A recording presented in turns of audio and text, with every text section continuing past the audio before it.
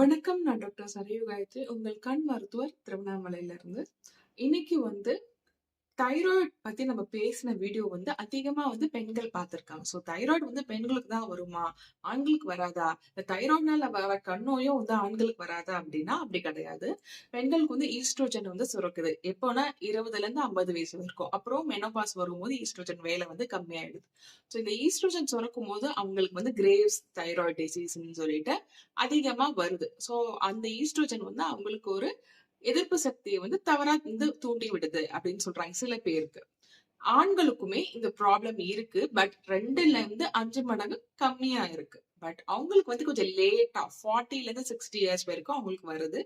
அவங்களுக்கு ஆனா வந்துச்சுன்னா அதிகமா ப்ராப்ளம் வர மாதிரி இருக்கு. கொரோனால வர கண் நோய் பாத்தீங்கன்னா ஆண்களுக்கும் பெண்களுக்கும் ஈக்குவலா இருக்கு. 30% ஆண்களுக்கும் வருது, 30% பெண்களுக்கும் வருது. இப்ப இவங்களுக்கு மைல்டா இருக்கிறது பாத்தீங்கன்னா பெண்களுக்கு தான். ஆண்களுக்கு சிவியரா இருக்குது, அதிகமா இருக்கு. சோ இது மாதிரி வரவும் போது ஸ்மோக்கிங் ஒரு இம்பார்ட்டன்டான ஃபேக்டர். தைராய்டு கண் நோயில ஸ்மோக்கிங் யார் வேணாலும் அதிகமா பண்ணா இந்த டிசீஸ் அதிகமாகும். கண்ணோட தசைகள்லாம் எக்ஸ்ட்ராவா வீங்கி போயிருக்கு அப்படின்னு சொன்னோம். அதுக்கு ஒரு ட்ரீட்மெண்ட் பாத்தீங்கன்னா கதிரியக்க சிகிச்சை. ரேடியேஷன் தெரப்பி நம்ம கொடுத்து கண்ணுல இருக்க எக்ஸ்ட்ராஸ் எல்லாம் கட் பண்ணி நார்மல் ஷேப்க்கு கொண்டு வர முடியும்.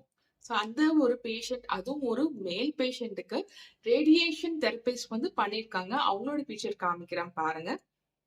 இப்படி இருந்த கண்ணை ரேடியேஷன் தெரப்பி மூலமா சர்ஜரி இல்லாம இந்த மாதிரி மாத்திக்கலாம். காஸ்மெட்டிக்கா அவங்களுக்கு கஷ்டமா இருக்கும் போது. But main control thyroid control தான். இது போன்ற பல நல்ல வீடியோகளுக்கு டாக்டர் சரையு காயத்ரி முகநூல், யூடியூப் அண்ட் இன்ஸ்டாகிராம்ல ஃபாலோ செஞ்சுக்கோங்க. And two subscribe. Stay connected.